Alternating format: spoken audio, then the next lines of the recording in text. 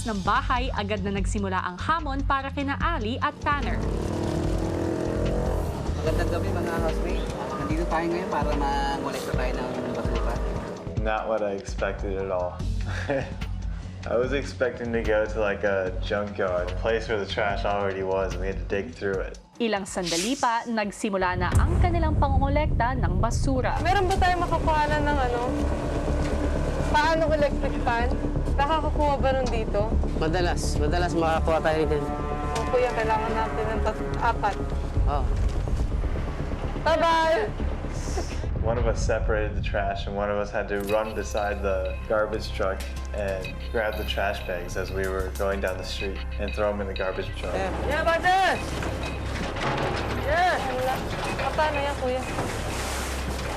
And the other one had to open the bags, sort out the bottles, and then all the other trash. So, paano, kuya? Sige, bayayin mo lang ako.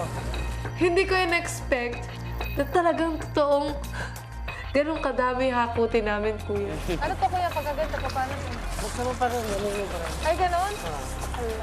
Buksan natin lahat para di tayo mapuno. Ay. Masiksik ang basura. Yung mga laman pa ng mga bag, kuya. Mga sirang pagkain. Malalansa siya, kuya eh. Madumi dun eh. Tapos, masabaw. Tiring, hot, mahirap. Sa loob ng bahay, patuloy namang inaalala ng mga kasama ang dalawa habang tinatrabaho ang kanilang parol. Saan na kaya nakarating si Ali at si Tanner? Bagyo. naman sila. Siguro sobrang baho na. Saan ba sila? Smoking mountain. Baka payatas. Iba na yung smell sa loob nung truck, kuya, kasi kulob siya. Tapos at the same time, pagod ka pa dahil ang bigat niya. Kasi kailangan, kuya, lahat ng nasa loob ng garbage bag maisalin dun sa truck. Grabe, ang dami nagtatapon ng pagkain. Ay, paano ito may kanin? Bukas natin yan. Bungot pa rin. I was just trying to do it the way they did it as fast as they could do it. Jingal na ako, Kaya yan. Nadijingal ako dito, ba? Grabe yung mga mapasok na basura po. Nabulok talaga, kuya. Kuya, hindi ko na kaya. Palit kami ni Tanner! Tanner! Superman! What's up? We will switch. Switch? Is it okay with you? Yeah. Okay. Knowing what the task was for, that's what keeps me motivated. And getting to see my brother. Malaki din naman yung reward. Kahit ano po, siguro. Kaya kong gawin ko. Gusto kong makita yung ate ko.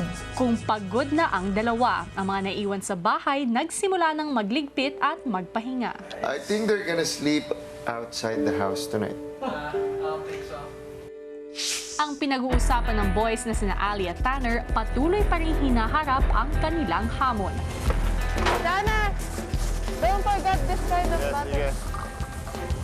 Kahit ano po yung trabaho mo, kahit basurero ka, basta para sa pamilya mo, dapat hindi mo ikinahihiya. Kasi nakakatulong ka sa kanila, napapakain mo yung pamilya mo. Dalawa, tatlo, isa, dalawa, tatlo! Big thanks, boys. It's definitely harder than I ever thought it would be, but it's good. We have 304.